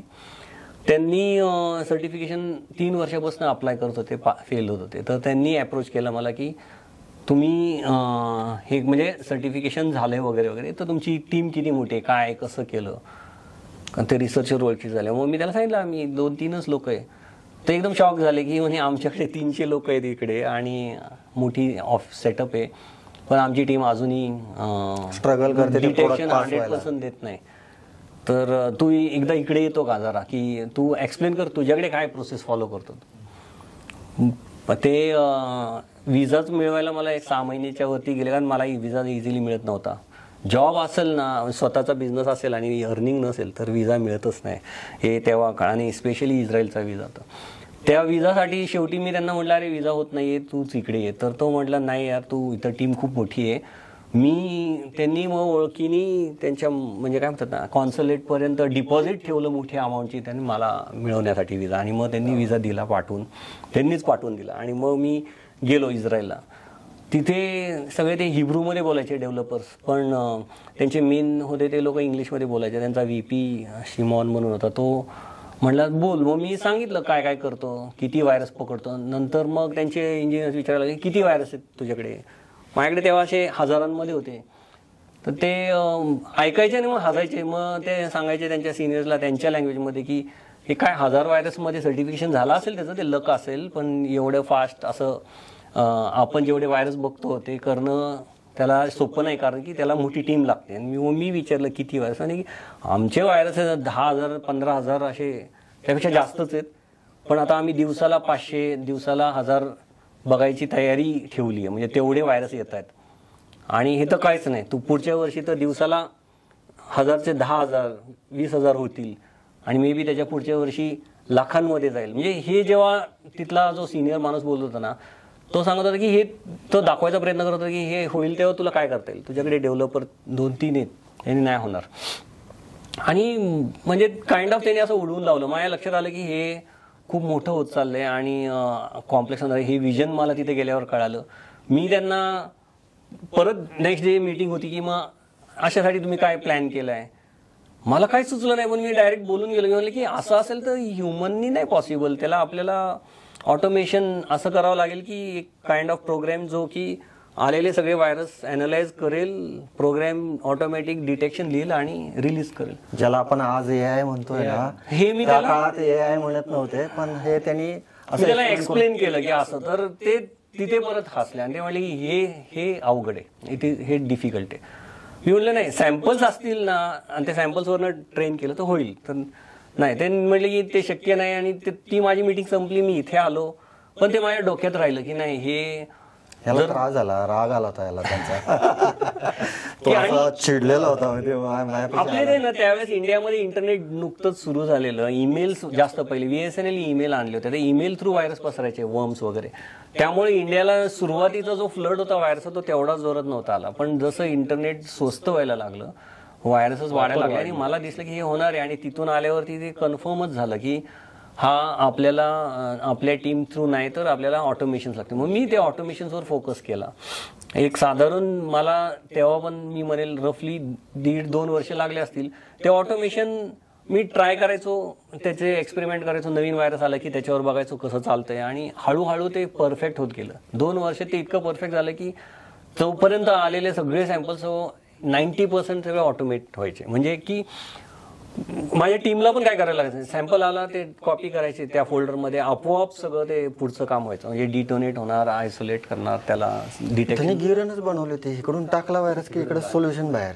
आणि हे पहिलं कॉन्सेप्ट झालं याने बनवलेलं. मग मी हे कॉन्सेप्ट सुद्धा डिस्कस केलं त्यावेळेस कॉन्फरन्सेसमध्ये की, आणि त्यावेळेस सगळेच ते म्हणजे मोठे अँटीव्हायरस होते ते सगळेच म्हणायला लागले की हा हे ह्याच्याशिवाय होणारच नाही, कारण कोणालाच तेवढे रिसर्चर्स मिळत नव्हते, कारण कुठली डिग्री नव्हती व्हायरसचं सोल्युशन लिहिणारी. त्यामुळं आपल्याला असं हायर केले की डिटेक्शन लिहिता येईल असं काही नव्हतं. आणि मग हे जेव्हा हेल्प व्हायला लागलं, मी सांगतो हा फरक ओव्हर द पिरियड खूप चांगलं समजतो आपण. आता बर्ड्स आय व्ह्यू बघितला ना, तर त्यावेळेस जेव्हा मी सुरू केलं त्यावेळेस अँटीव्हायरस इंडियामध्येच ॲटलीस्ट 7-8 कंपन्या होत्या.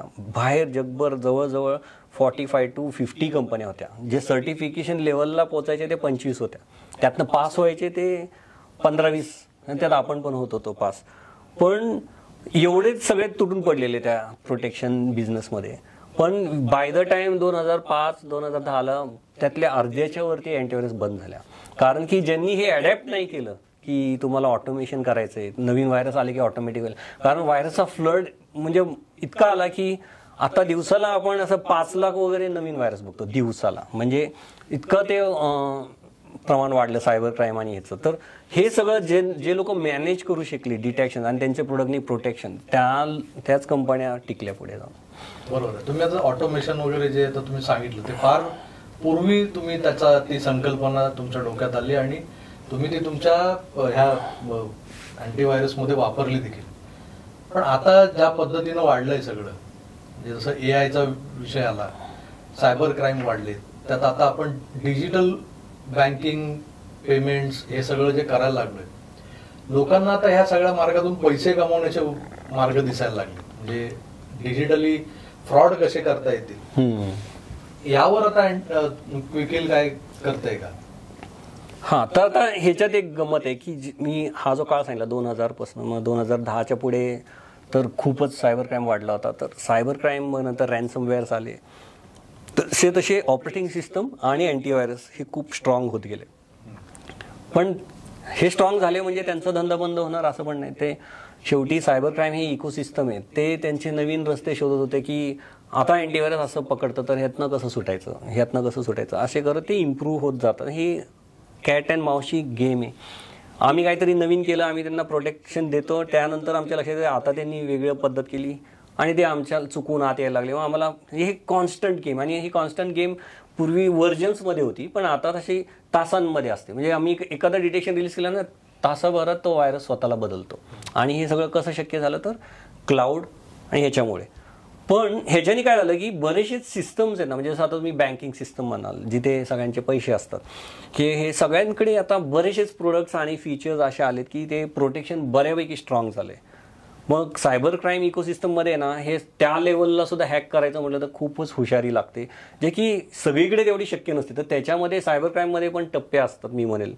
तर जे छोटे मोठे हॅकर्स असतात, चोर असतात, ते आता सगळा फोकस सोशल इंजिनिअरिंगकडे करायला लागले, की ज्याच्याने ते म्हणजे पासवर्ड ही तुमच्या सगळ्या गोष्टीची चावी आहे. म्हणजे तुम्ही सगळं बँकेत केले ते लॉक्ड आहे, तिथे बँकेने सॉफ्टवेअर्स लावले, तुमच्या फोनमध्ये तुमच्या ह्याच्यामध्ये सॉफ्टवेअर्स आहेत किंवा ह्याच्यात. तर शेवटी काय तर ह्युमनकडे डिसिजन आहे, जेव्हा पैसे पास करायचे OTP सांगा किंवा पासवर्ड सांगा. मग आता सगळा फोकस सोशल इंजिनिअरिंग आणि त्याच्याने ह्युमनकडे गेलेला आहे. आणि मग हा जो आपण बदल दिसतोय स्पेशली या पॅन्डेमिक नंतरचा, सगळं डिजिटल झालंय.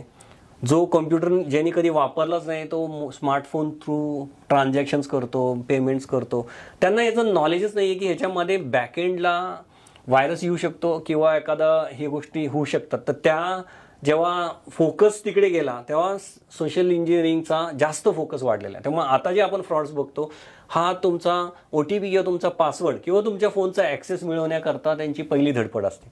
कारण ती करण्यासाठी त्याला ह्युमनची हेल्प लागते, कारण OSने बरेचसे दरवाजे गेट लावलेले आहेत. मग ते ह्युमनला फसवण्यासाठीचे जे तरीके आहेत ते वाढलेत. मग काय होतं की आता आपण ॲज अ ह्युमन एका बाजूला सगळं ऑनलाईन गेलं आहे, एका बाजूला आपण सोशल मीडिया वापरतो, आपली इन्फॉर्मेशन, आपले फोटोज, आपले सगळं अवेलेबल करतो. हीच इन्फॉर्मेशन वापरून स्कॅमस्टर्स काय करतात, तुम्हाला फसवण्यासाठी पहिली तर तुमच्याबद्दल माहिती काढणं. मग तुमचं मुलगा कुठं शिकतो, तुम्ही कुठं काम करता, तुम्ही जाता येता कसे, सगळी माहिती जर ऑनलाईन मिळाली तर तुमच्याशी संवाद साधणं सोपं जातं त्याला, की मी बँकेतनं बोलतोय किंवा मी XYZ बोलतोय. तुम्ही कन्व्हिन्स होता, कारण की त्याला जी माहिती आहे तुम्हाला थोड्या वेळा वाटतं की ह्याला कसं माहिती, म्हणून ते तुम्ही विसरून जाता की ते तुम्ही सोशल मीडियावर सांगितलंय ऑलरेडी. आणि मग तुमचीच माहिती वापरून ते तुमच्याशी फ्रॉड करतात. मग आता हे डिजिटल अरेस्ट म्हणतात. तर डिजिटल अरेस्टमध्ये हे जे प्रकार वाढला आहे स्कॅमचा, तर समोरनं जेव्हा फोन येतो आणि तो म्हणतो मी इन्स्पेक्टर अमुक तमुक कस्टम्स ड्युटीमधनं बोलतोय किंवा इन्स्पेक्टर बोलतोय, आणि तो तुमची काही गोष्टी तुम्हालाच सांगतो, जसं तुमचा आधार नंबर हा आहे किंवा तुमचा नंबर हा आहे आणि तुमचं पार्सल सापडले, त्यात काहीतरी सापडले. तर ही इन्फॉर्मेशन त्यांनी गोळा केलेली आहे आणि तीच वापरून तुम्हाला भीती दाखवतो आणि भीतीच्या पोटी तुम्हाला पुढचे कामं करायला लावतो, की तुम्ही तुमचं बँक स्टेटमेंट शेअर करा, तुम्ही आता डिजिटल अरेस्ट आहात वगैरे वगैरे. तर ह्या गोष्टींनी स्कॅम्स वाढलेले आहेत आता. ॲक्च्युली सगळा फोकस कन्झ्युमरवरती आणि सगळा फोकस फ्रॉड करण्यामागे, म्हणजे कन्झ्युमरला गोड बोलून म्हणतो ना आपण किंवा भीती दाखवून असे फ्रॉड करतात.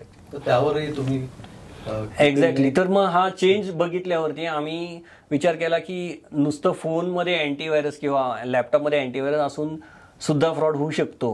कारण फ्रॉडचं केस ही अशी आहे की युजर काहीतरी स्टेप्स घेतोय ज्याच्याने तो फ्रॉड कम्प्लीट होतो.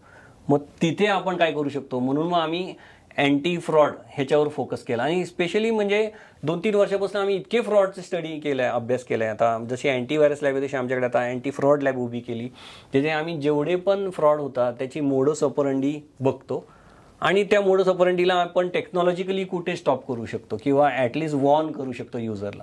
आणि ते फीचर्स आम्ही या 2 वर्षात एवढा स्टडी केला आणि त्याच्यावरती एक ॲप्लिकेशन बनलं आणि आम्ही ते antifraud.ai म्हणजे क्विकहिल antifraud.ai नावाचं एक ॲप्लिकेशन रिलीज केलं आहे, जे की फ्रॉड प्रिव्हेन्शनचं काम करतं.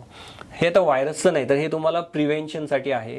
जिथे फ्रॉड घडायला लागला, फ्रॉडचे 2 टप्पे असतात. एक की तुमच्याशी बोलून तुमची माहिती काढायची, आणि दुसरा टप्पा त्या माहिती वापरून तुमच्या फोनला आयदर हॅक करायचं किंवा तुमचं अकाउंट हॅक करायचं आणि पुढचे स्टेप करायच्या.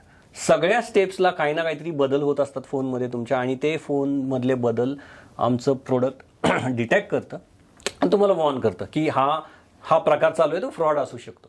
मग तो असा असू शकतो की फ्रॉडस्टर्सला तुमचा OTP पाहिजे तर तुमचे स्क्रीन शेअरिंग करायला लागतात, किंवा तुमचे मोबाईल फोन म्हणजे कॉल फॉरवर्डिंग करतात किंवा SMS फॉरवर्डिंग करतात. हे सगळे सेटिंगचे बदल तुमच्या फोनमध्ये व्हायला लागले तर अँटीफ्रॉड तुम्हाला वॉर्न करतं की असा बदल जर तुम्ही करत असाल तर ठीक आहे, तुम्ही करत नसाल तर हा फ्रॉडचा बदल असू शकतो आणि तुम्ही हे स्टॉप केलं पाहिजे. आणि स्टॉप करायला लगेच स्टॉप करता येतं. तर म्हणजे फ्रॉडस्टर्सनी टेक्नॉलॉजिकल हेल्प घेतली, आणि आता जसं AI आले म्हणजे सगळ्यांनाच वापरता येतं, इझिली ॲक्सेसेबल झाले. तर याच्यामुळे काय आलं ना, ॲप्लिकेशन बनवणे, फ्रॉड्युलंट ॲप्लिकेशन, फेक ॲप्लिकेशन बनवणे खूप सोपं झालं. म्हणजे तुम्हाला डेव्हलपर पण नाही व्हावं लागत ॲप्लिकेशन बनवायचं असेल तर, तुम्ही ॲप्लिकेशन बनवायला सुद्धा AIला सांगू शकता.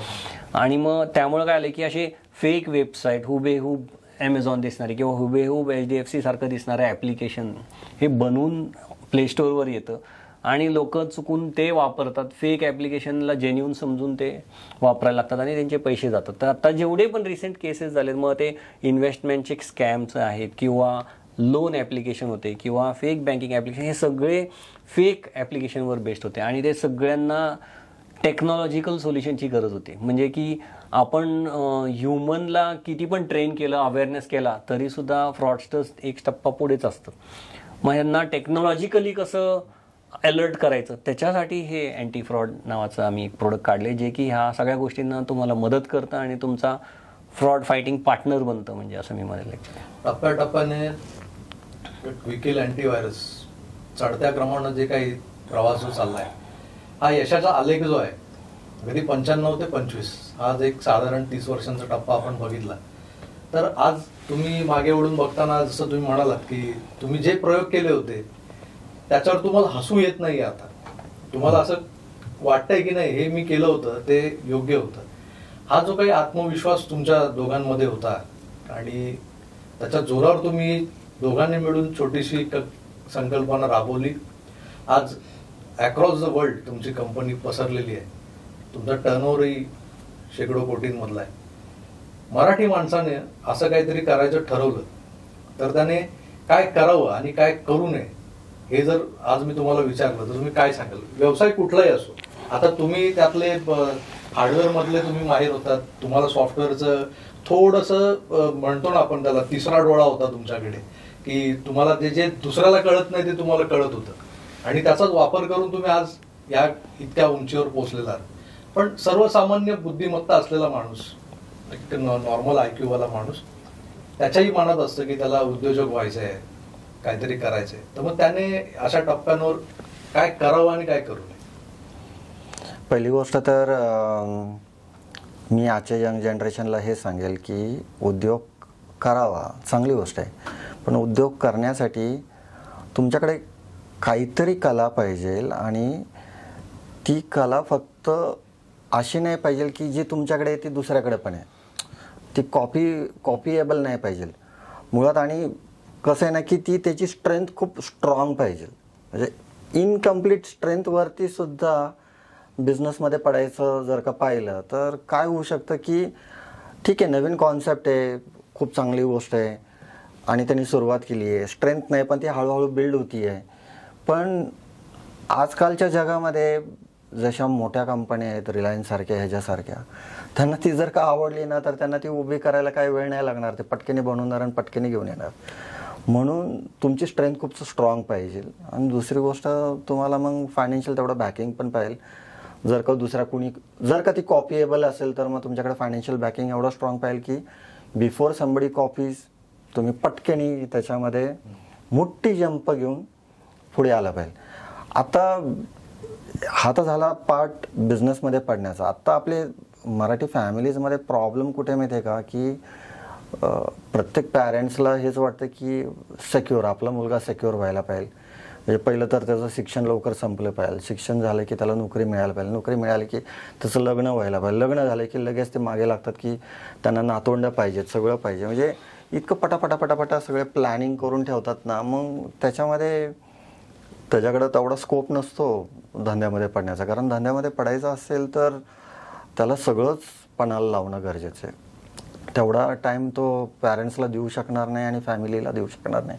कुठलाही धंदा सुरुवातीचे पहिले 4-5 वर्ष त्याला खूप टाईम द्यावा लागतो, ते करावं लागतं. आणि इथे बरेचसे पॅरेंट्सच सपोर्ट करत नाहीत. त्यांना वाटतं तर सगळं की ते असं व्हायला पाहिजे, पण ते होत नाही. म्हणजे बरेचसेच म्हणतात ना, आपल्या त्या मराठीत एक म्हण आहे की शिवाजी महाराज असावा पण तो माझ्या घरी नको, दुसऱ्याच्या घरी पाहिजे.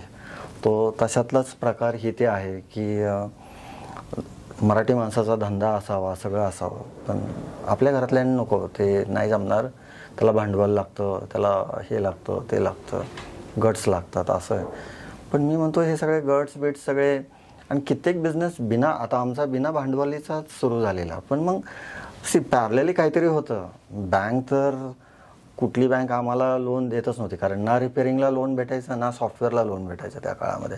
अजूनही भेटत नाही. आता इन्व्हेस्टर्स वगैरे भरपूर आले, पण त्या काळामध्ये VC फंडर कॉन्सेप्ट नव्हता, आणि असला तरी मला माहीत नव्हता.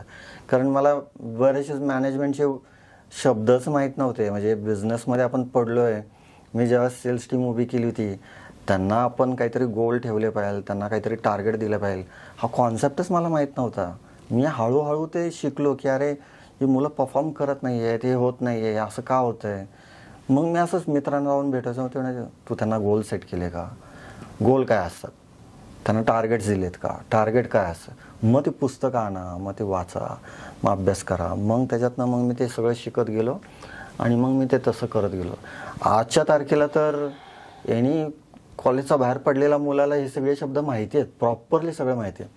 पण त्या काळामध्ये हे एवढं सोपं नव्हतं, म्हणजे एवढी माहिती नव्हती. आजच्या तारखेला ही माहिती आहे कारण इंटरनेट आहे. त्या काळामध्ये असली इन्फॉर्मेशन म्हणजे तुम्हाला आयदर कोणाकडून तरी इकडून तिकडून, जेवढं तुमचं सर्कल मोठं तेवढीच तुम्हाला माहिती मिळणार, त्याच्या पलीकडे जास्त माहिती मिळायची नाही. म्हणजे हा प्रॉब्लेम होता. आज तुम्हाला कुठलीही गोष्ट तुमची अडकली, म्हणजे फॉर एक्झाम्पल सिलेंडर संपलाय, दुसरा सिलेंडर जोडायचं आहे, त्याचं झाकणच निघत नाही, कसं काढायचं.